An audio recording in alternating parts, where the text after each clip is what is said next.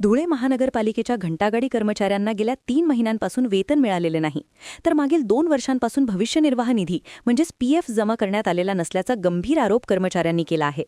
वारंवार लेखी व तोंडी पाठपुरावा करूनही मनपा प्रशासन आणि संबंधित कंत्राटदारांकडून कोणतेही ठोस आश्वासन न मिळाल्याने अखेर कर्मचाऱ्यांनी कामबंद आंदोलनाचा मार्ग अवलंबला. आज आंदोलनाच्या स्वरूपात कर्मचाऱ्यांनी भीक मागू आंदोलन करत प्रशासनाचा निषेध व्यक्त केला.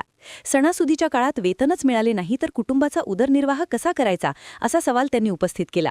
काही दिवसांवर होळी आणि रमजान हे पवित्र सण येत असताना आर्थिक अडचणीमुळे सण साजरे करणे कठीण झाल्याचे कर्मचाऱ्यांनी सांगितले. या आंदोलनामुळे शहरातील कचरा संकलनाचे काम पूर्णपणे ठप्प झाले असून अनेक भागात कचऱ्याचे ढीग साचल्याचे चित्र दिसत आहे. नागरिकांच्या आरोग्याचा प्रश्नही ऐरणीवर आला आहे. प्रशासनाने तातडीने वेतन आणि पीएफ संदर्भात स्पष्ट भूमिका घ्यावी, अन्यथा आंदोलन तीव्र करण्याचा इशारा कर्मचाऱ्यांनी दिला आहे. दरम्यान मनपा प्रशासनाकडून अद्याप अधिकृत प्रतिक्रिया देण्यात आलेली नसून चर्चेची शक्यता व्यक्त केली जात आहे. मागील 5-6 दिवसा पहिले आपले स्वराज्याचे रक्षक छत्रपती शिवाजी महाराज यांची जयंतीसुद्धा गेली, तरी आम्हाला पगार भेटला नाही.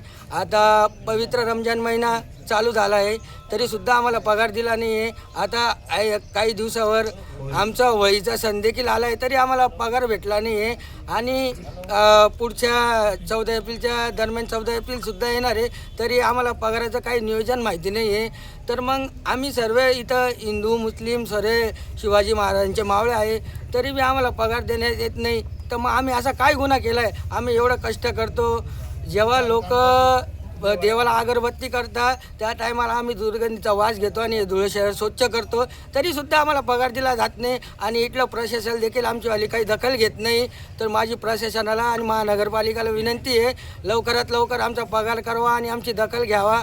आणि जो नवीन ठेका चालू झाला, तर ह्या नवीन ठेका देताना महानगरपालिकेने असा विचार कसा केला नाही की गेले मागील आमचे 2 महिन्याचे पगार आणि 2 वर्षाचा पीएफ बाकी आहे, आणि तरी तुम्ही नवीन टेंडर कसं दिलं हे न नील करता? तर नगरपालिकेने आधी हे नील करायला हवं होतं, मग नवीन टेंडर द्यायला हवं होतं. तर मग यामुळे मालकाला आहे ना अशी ताकद येऊन गेली आहे की आता माझा हात निघून गेला आहे, मी काय पगार देणार नाही, त्याची सरळ ही भाषा राहते. तर कृपया करून माझं महानगरपालिकेला आणि महापौर मॅडमांना विनंती आहे की आमची दखल घेण्यात यावी. आणि श्री आमचे अनुप भैया आमदार धुळे शहराचे यांनीसुद्धा आमची दखल घ्यावी आणि आमचा पगार लवकरात लवकर करावा.